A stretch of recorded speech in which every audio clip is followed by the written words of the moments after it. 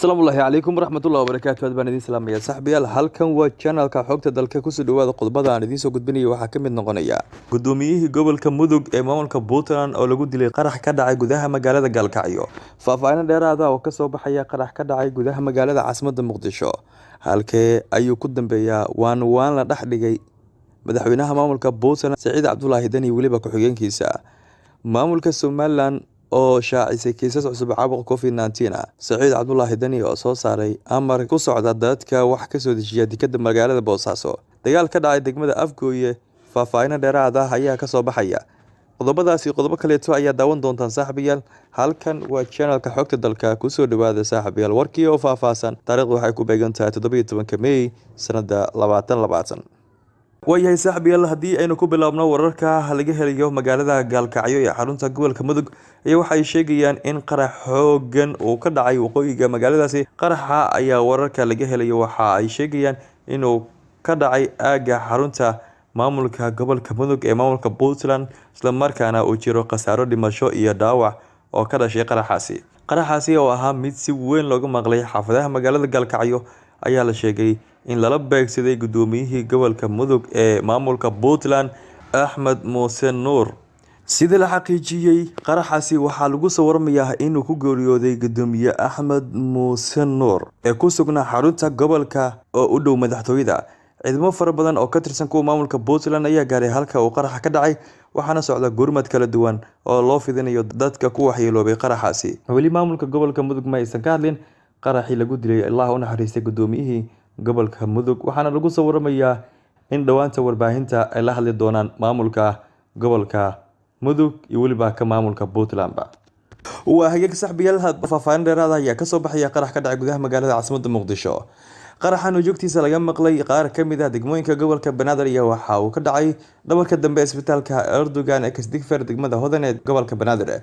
Qaraxan oo ahaa miinada nooca dhulka lagu aaso ayaa waxaa la sheegay in lala egtay gaari ay wateen ciidamo ka tirsan militariga Soomaaliya kaasi oo goobta marayay balse la sheegay inuu khasaaro uusan ka soo gaarin ciidamada.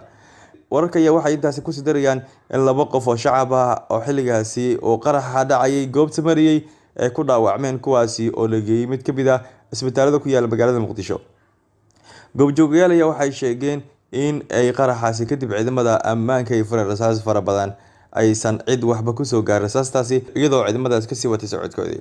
Dowladda kale saaxiibayaal haddii aynu eegno halkee ayuu marayaa waanta markaasi la dhex dhigay madaxweyne ku-xigeenka maamulka Puntland weliba madaxweynaha maamulka Puntland Saciid Cabdullaahi Dani. Gudoomiyaha baarlamaanka dowlad goboleedka maamulka Puntland Cabdirashiid Yuusuf ayaa saacadii la soo dhaafay waxa uu waan ka dhahwaday khilaafka soo kala dhex galay madaxweynaha maamulka Puntland Saciid Cabdullaahi Dani weliba ku-xigeenkiisa Axmed Cilmi Cismaan Karaash.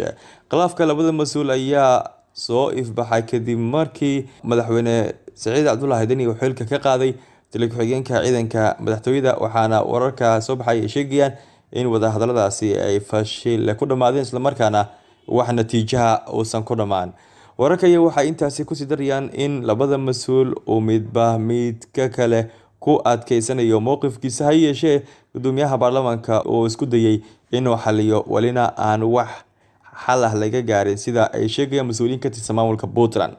Madaxweyne ku-xigeenka maamulka Puntland Axmed Cilmi Cismaan Karaash ayaa sheegay in sharci darro ay tahay xilka qaadista lagu sameeyay taliye ku-xigeenka ciidanka madaxtooyada maamulka Puntland halka madaxweynaha maamulka Puntland uu dhankiisa ku adkeystay in uu xilka ka qaaday.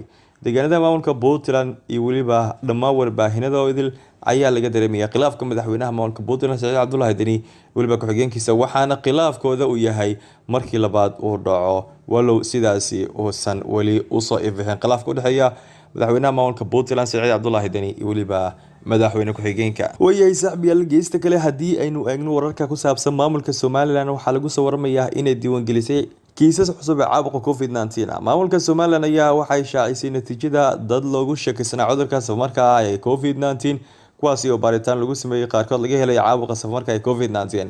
war ka soo baxay guddiga maamulka Somaliland oo qaabilsan xakamaynta cudurka COVID-19 ayaa lagu sheegay in dadkii la baaray 16 ka mid ah cudurka laga helay kuwaasi oo haatan ku jira xaalad karantiila.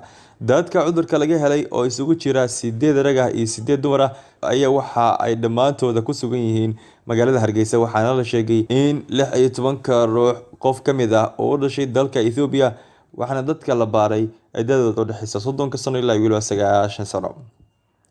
ma jirin wax dhimasho ah oo sababay cudurka COVID-19 deegaanada maamulka Somaliland 24 saac la soo dhaafay, waxaana cudurka laga baaray 40 qof halka 16 ka mid ah guddiga ay sheegeen in cudurkaas markaa COVID-19 laga waayay.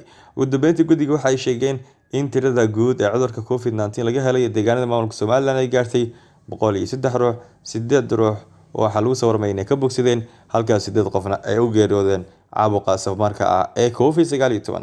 waa hagaag saaxiibayaal, isla wararka maamulka Somaliland ayayna ku guda jirnay. Maamulka Somaliland waxay fasaxday dhammaan shaqaalaha ee kala duwan ee markaasi jooga maamulka Somaliland. Qoraal ka soo baxay hay'adda shaqaalaha maamulka Somaliland ayaa waxa ay ku dhawaaqday in la fasaxay dhammaan shaqaalaha maamulka Somaliland laga bilaabo beri oo taariikhdu ku beegantahay 18 bisha shanaad ee sanadda 2020 ilaa 19 bishan.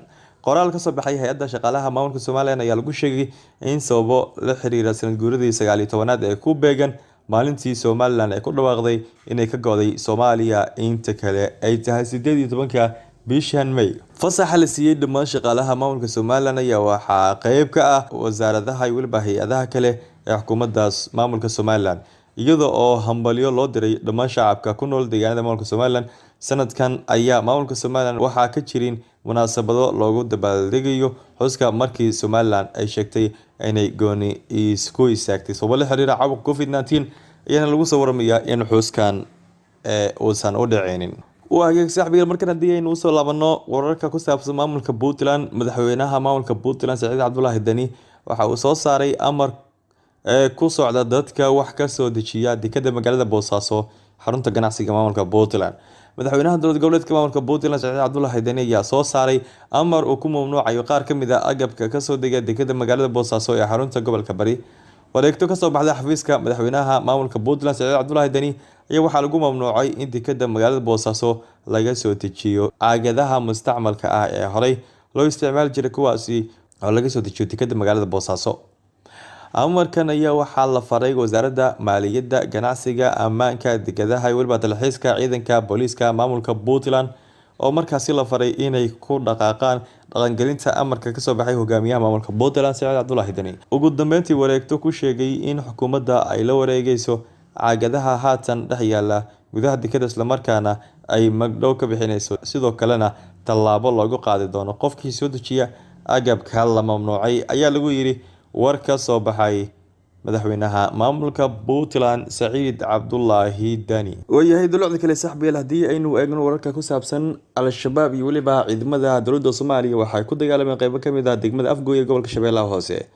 wararka laga helay gobolka Shabeellaha Hoose ee koonfurta Soomaaliya ayaa sheegaya in dagaal u dhaxeeyay dhaqdhaqaaqa al-shabaab iyo waliba ciidamada dowladda Soomaaliya oo ka dhacay qaybo ka mid ah degmadaasi. dagaalka ayaa yimid kadib markii dagaalyahano ka tirsan xarakada al-shabaab ay weerar gaadma ay ku soo qaadeen fariisimo ciidamada militariga dowladda Soomaaliya ay ku leeyihiin halka loo yaqaano Mukawga oo ka tirsan qaybo ka mid ah gobolka Shabeellaha Hoose. wararka ayaa sheegaya in dagaalkaasi uu socday muddo dhowr saacadood ah oo markaasi ku bilowday qaraxyo, halka iyadoona lagu soo warmayo in al-shabaab ay sheegteen in xubno ka tirsan ciidamada dowladda Soomaaliya ay ku qaarijeen dagaalkaasi. sidoo kale waxaa lagu soo warmayaa inuu jiro khasaaro dhimasho iyo dhaawac leh oo ka dhashay dagaalkaas, balse lama oga intuu la leeyahay. dhanka kale, saraakiil ka tirsan ciidanka dowladda oo ka hadlay dagaalka ayaa sheegay inay ka hortageen weerarkaasi uga yimid dagaalyahano ka tirsan al-shabaab. goobta lagu diriray ayaa waxaa lagu soo warmayaa inay iminkana degan tahay, iyadoona ay dib ugu guurteen raggii weerarka qaaday, waxaana socda howlgallo cusub oo markaasi la sameynayo.